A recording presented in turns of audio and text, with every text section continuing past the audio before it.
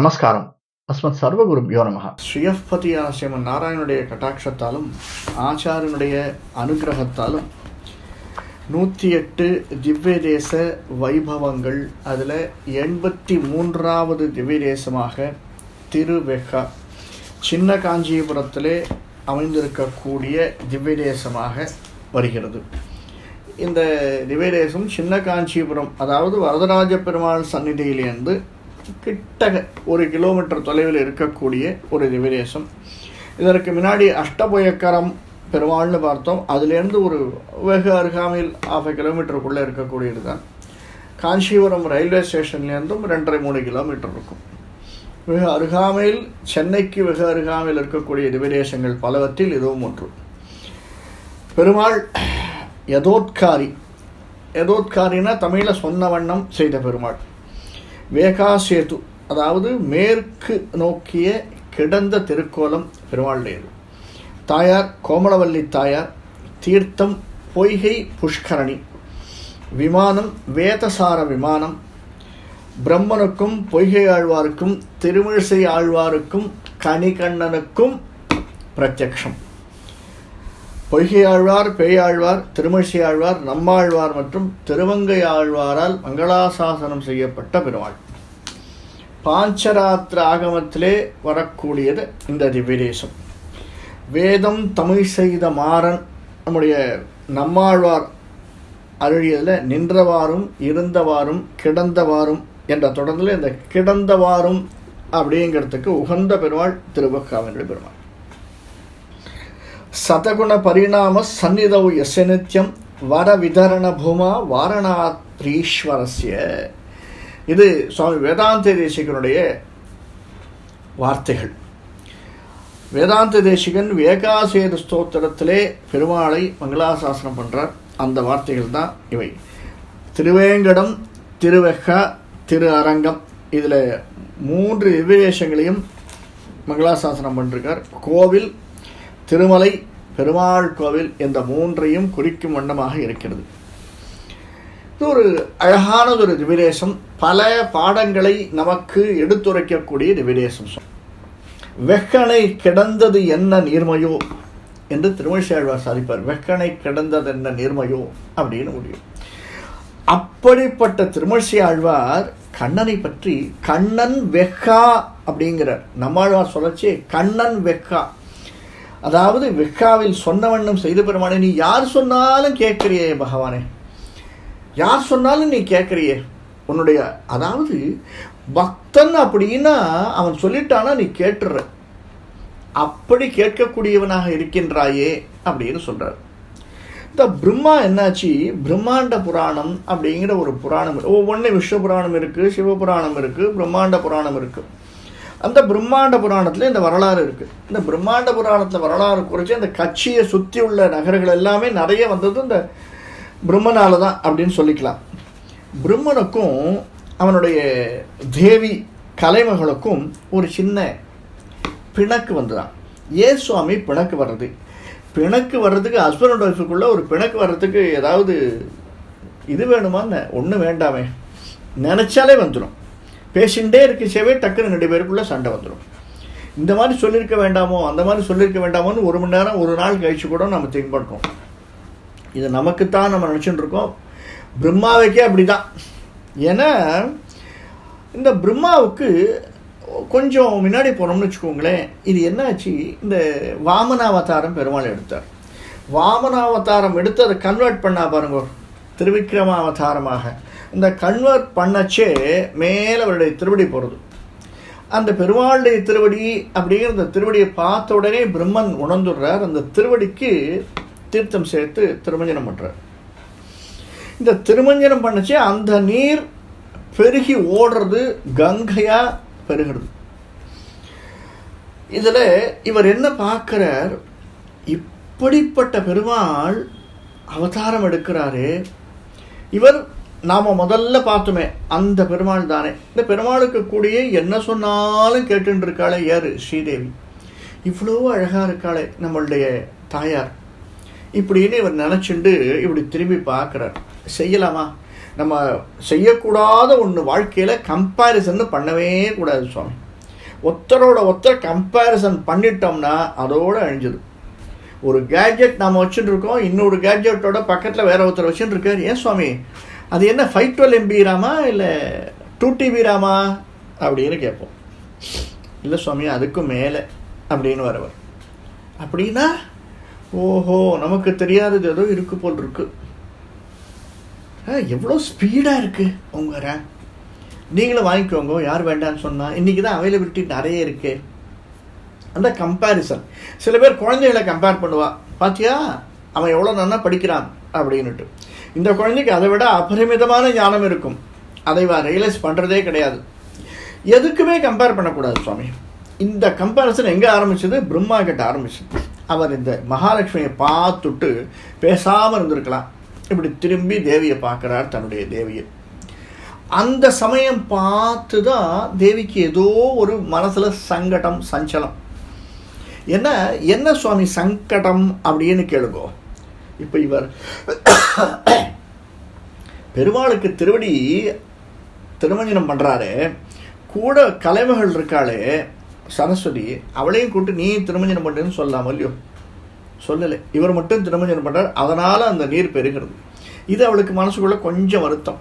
இந்த வருத்தத்தில் உட்காந்துருக்கா தேவி, சும்மா இருக்கலாம் இல்லையோ? அப்படி பார்க்குறார், பார்த்துட்டு மகாலட்சுமி மாதிரி நீ இல்லை அப்படிங்கிறார். திருமகளை காட்டணும் அப்படியே ஒரே ஒரு மைன்யூட்டு உங்ககிட்ட கொஞ்சம் வித்தியாசம் இருக்குது, தேவையா இது இவருக்கு? அந்த மைன்யூட் வித்தியாசம் இப்போ எவ்வளோ பெரிய பாலமாக வெடிக்க போகிறது? யார்? பிரம்மனுக்கே அந்த நிலை. சொல்லிட்டு இப்படி பார்க்குறார், கங்கை பிரவாகம் எடுத்து ஓடுறார், போகிற வழியெல்லாம் செழிக்கிறது. இதே மாதிரி தான் கலைமகள் இருக்கக்கூடிய இடம் எல்லாமே செழிப்பை உண்டாக்கக்கூடிய இடங்கள் தான். எப்படி அலைமகளும் இருக்கக்கூடிய இடங்களும் செழிப்பை உண்டாக்குமோ அந்த மாதிரி கலைமகள் இருக்கக்கூடிய கல்வி செழிப்பை உண்டாக்கக்கூடியது தான். இருந்தாலும் பிரம்மாக்குள்ள ஈகோ, தன்னால் ஏற்பட்டு அது விரிவாக்கம் செய்யப்பட்ட கலைமகள் மாதிரி சரஸ்வதி இல்லையோ அப்படின்னு மனசில் நினச்சிட்டு ஒரு மாதிரி நக்கலாக ஒரு பார்வை பார்க்குறார். அவ்வளோதான் இவரோட கோபம் வந்துடுறது. யாருக்கு? இந்த கோபத்தை தான் காலநேமி அப்படின்னு அசுரர்களை வந்து அதை யூட்டிலைஸ் பண்ணிக்கணும்னு பார்க்குறான். பார்த்துட்டு இவர் அந்த பக்கம் திரும்பிச்சு, பார்த்தேளா என்ன சொல்கிறார் பார்த்தேளா, நமக்கு போட்டு கொடுக்கறதுக்குன்னே நிறைய பேர் இருப்பா சுவாமி. கல்யாணத்துக்கு போகிறோம்னு வச்சுக்கோங்க, கல்யாணத்தில் சர்வசாதாரணமாக நாம் 2 பேரும் நடந்து போயிட்டுருப்போம். இவளை பார்க்கச்சே ஒரு மாதிரி பொறாவும் வரும். எப்போ பார்த்தாலும் நாங்களும் பார்க்குறோம், சேர்ந்தே வரா, ரைட்டு, ஒன்றுமே சொல்ல மாட்டா, சாதாரண வருவா. என்ன நீ பாட்டு இங்கே பேசிட்டு இருக்க, உங்கள் ஆத்துக்கார் மாட்டும் அங்கே போயிட்டே இருக்கார், கவனிக்கிறதே இல்லையா அப்படின்னு சாதாரணமாக கேட்பா. அவ்வளோதான், நல்லா கொளுத்தி போட்டு போயிடுவாவா. அதனுடைய இம்பேக்ட் அவளுக்கு தெரியாது, கேள்வி சாதாரணமாக தான் இருக்கும். அந்த மாதிரி ஒரு கொளுத்தி போட்டு அவன் போயிட்டான் காலநேமி. இவளுக்கு அந்த வருத்தம் நிறைய இருக்கு கலைமகளுக்கு. இவன் என்ன அப்படித்தானே நீங்கள் நினச்சிட்டு இருக்கல, தனியாக போய் தவம் செய்ய போயிடுறான். தவம் செய்ய போச்சே இதுதான் சாக்கு அப்படின்னு இவர் நினச்சிட்டு இருக்கார். அப்பா கொஞ்ச நாள் பிரிஞ்சிருக்கோமே அப்படிங்கிறதுனால நாமளும் யாகம் பண்ணலாம் அப்படின்னு நாம் ரொம்ப நாளாக யாகம் பண்ணணும்னு கேட்டுருக்கோமே. அஸ்வமேதையாகம் 100 அஸ்வமேதையாகம் பண்ண ஒரு பலன், 1000 அஸ்வமேதையாகம் ஒரு பலன். அந்த பலன் இந்த காஞ்சி மாநாட்டில் பண்ணால் என்ன இருக்குமேன்னு கீழே இறங்கி யாகம் பண்ண வர்றார். மேற்கே இருக்கக்கூடிய கஜகிரி அப்படிங்கிற இடத்துல, இது கொஞ்சம் முன்னாடின்னு வச்சுக்கோங்களேன், யாகம் பண்ண வரைச்சே கொஞ்ச நாள் பார்க்குறா. இந்த மனைவிமார்களுக்கு என்ன ஒருன்னா, மனைவிமார் 2 பேருக்குமே கோபம் வந்ததுன்னா இன்னொருத்தன் வந்து தன்னை சமாதானப்படுத்த மாட்டாளான்னு ஒரு ஏக்கம் இருக்கும். நான் தான் ஏதோ கோச்சுன்னுட்டேன், ஒரு வார்த்தை நீங்களாவது பேசக்கூடாதா அப்படின்னு எதிர்பார்க்கறது சகஜம், 2 பேர்கிட்டையும் இருக்கும் அது. அந்த மாதிரி அவர் நினச்சிட்டு இருக்கா சரஸ்வதி, இவர் வந்து தன்னை கொஞ்சம் சாத்தியப்படுத்துவார் அப்படின்னு. இவரான கிளம்பி போயிட்டார். எட்டி பார்க்குறா, இவர் இங்கே போய் யாகம் பண்ண ஆரம்பிச்சிட்டார். அவ்வளோதானே அப்படின்னு பெரிய நதியாக பிரவாகம் எடுத்து வரா. இவர் பார்த்தா இங்கேருந்து பார்க்குறார், அந்த நதி கங்கை எப்படி பிரவாகமாக வருதோ அந்த மாதிரி நதி பிரவாகமாக வருது. வந்து என்னது அழிச்சுமே அப்படின்னு, இந்த யாகம் உனக்காத்தானே பண்ணுறேன் மகாவிஷ்ணு, நீ தான் வந்து என்னை காப்பாற்றணும்னு சாஷ்டாங்க நமஸ்காரம். இந்த மகாவிஷ்ணுகிட்ட போய் சொல்லச்சே முதல்ல அவர் கஜகிரிங்கிற இடத்துல அணையா வர்றார். அணையா வந்து வெள்ளத்தை தடுக்கிறார். வெள்ளத்தை தடுக்கிற இடத்துல தன்னுடைய சுயநேசன், அதாவது பள்ளி கொண்ட பெருமாளாக அந்த இடத்திற்கு பெருமாள் முதல்ல தடுத்துடுறார். தடுத்த உடனே ஓரளவுக்கு கண்ட்ரோல் ஆகிடுறது. இருந்தாலும் பெருமாளுக்கு எப்பயுமே என்ன ஒரு ஆசைன்னா, விட்டு பிடிக்கிறதுன்னு ஒரு ஆசை. நீங்கள் பாருங்களேன், ராவணனாகட்டும், கும்பகர்ணனாகட்டும், இரண்யனாகட்டும், இவன் சிசுபாலனாகட்டும், முதல்ல எதையுமே செய்கிறதில்லை. நம்ம இதில் முதல்ல பார்த்தோம், கர்மா அப்படிங்கிறது உன்னால தான் உண்டாருது, நான் உனக்கு 2 சாய்ஸ் தரேன், நீ இதை எடுத்தாலும் சரி அதை எடுத்தாலும் சரி, அதன் வழியாக நான் உன்னை செலுத்துகிறேன் அப்படின்னு சொல்கிறவர் தான் பகவான். அந்த மாதிரி இவர் என்ன பண்ணுறார், சரி அப்படின்னு விட்டு பார்ப்போம். இதற்கு பிரம்மா ஆரம்பிச்சுடுறார். திரும்பி பார்த்தா கலைவங்களுக்கு ஒரு சார்ஜ் தரார்.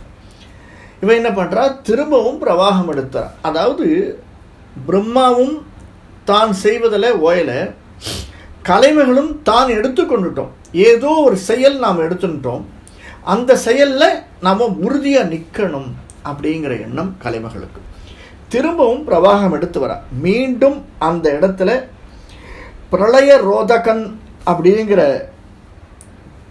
அதாவது அது பார்க்கறதுக்கு எப்படி இருக்கா, பிரளய ரோதகன்னு பிரளயத்தில் ஏற்படக்கூடியதை தடுக்கிற மாதிரி இருக்கானான்னு பெருமான். அந்த மாதிரி தடுத்த உடனே அதற்கு பின் சைடில் இருக்கக்கூடியதை பார்த்தா திருப்பார்கடல் மாதிரி இருக்கான். ஏன் சுவாமி இருக்காதா? பெருமாள் படுத்துன்னு இருக்கான். பெருமாள் எங்கே படுத்துன்னு இருப்பான்? திருப்பார்கடலில் தானே படுத்துன்னு இருக்கான். அப்புறம் மாதிரின்னு ஏன் சொல்லணும்? அந்த பிரவாகம் எடுத்து வந்த கங்கை திருப்பார்கடல் மாதிரி இருக்கலாம். 2 விஷயம் பாருங்க. ஒன்று, எப்படி நம்ம முதல்ல ஆரம்பத்தில் ஒரு 2 வருஷம் முன்னாடி, இது 4வது வருஷம் போயிட்டு இருக்கு இல்லையா, 2 வருஷம் முன்னாடி ஆரம்பிக்கச்சே நம்ம சொன்னோம், அதாவது கணவனுக்கும் மனைவிக்கும் 50-50. அது எப்படி 50-50ன்னு ஒரு உபன்யாசத்தில் சொன்னோம். அதனால் பிரம்மா பண்ணுற தவம் எல்லாம் கலைமகளுக்கும் ஏற்புடையதாக இருக்கிறது. பிரம்மா என்னென்ன நினைக்கிறாரோ அது கலைமகளும் நினைக்கிறார். 2 பேருக்கும் இருக்கக்கூடியது அபிமானம், வணங்கக்கூடியது பகவான் தான். அதனால் பகவான மனசுக்குள்ளே அவன் நினச்சிண்டே இருக்கா சதா சர்வகாலமும். அவன்தானே மோட்சத்துக்கு வழிகாட்டணும். அப்படிப்பட்டவன் இப்போ தான் யாரையாவது மோட்சத்துக்கு அழிச்சின்னு போகணுன்னா கூட அதற்கு அவனுடைய பர்மிஷன் வேணும் இல்லையா? அதனால் எப்பயும் கலைமகளும் நினச்சிட்டு இருக்கலாம். அதனால் அந்த எண்ணம், அந்த கலைமகள் இருக்கக்கூடிய பிரவாகமாக இருக்கக்கூடிய இடம் திருப்பார்கடலாக இருக்கிறது. பகவான் படுத்துன்னு இருக்கான், பிரளய ரோதகனாக படுத்துட்டு இருக்கான். இப்போ பகவானிட்ட திரும்பி வேண்டார், நீர் தான் சுவாமி என்னை எப்படியாவது காப்பாற்றியே ஆகணும். இந்த அக்னிகுண்டத்திலேருந்து எனக்கு வந்து இவ என்ன பண்ணுறா, இந்த பக்கம் தடுத்துட்டா நீராக பகவான் தடுத்துட்டான். அக்னியா உருவெடுத்து வரா. யாரு? சரஸ்வதி. அக்னிகுண்டத்திலிருந்து பிழம்பாக வருகிறாளாம். ஒப்பற்ற பிழம்பா வரைச்சே பிரம்மன் திரும்பி சரணடைகிறான். அப்போதான் தன்னுடைய பகவான் வந்து காட்சி கொடுக்குறார். சரஸ்வதி, போரும், உன்னுடைய பொறுமைக்கும் அளவு உண்டு, உன்னுடைய பொறுமைக்கும் ஒரு எல்லை உண்டு. அதாவது என்ன அர்த்தம் அப்படின்னா, நீ உன்னுடைய பொறுமையை காட்ட வேண்டும், உன்னுடைய குணம் மறைய வேண்டும், இந்த குணம் மறைஞ்சி உன்னுடைய பொறுமை உனக்கு வர வேண்டும் அப்படின்னு கடாட்சம் பண்ணச்சே பகவானுடைய திருவடியில் விழுந்து சேவிச்சு தன்னுடைய சுய உருவம் எடுத்து திரும்பவும் பிரம்மை வந்து அடைகிறாள் அப்படின்னு இந்த கதை. இதில்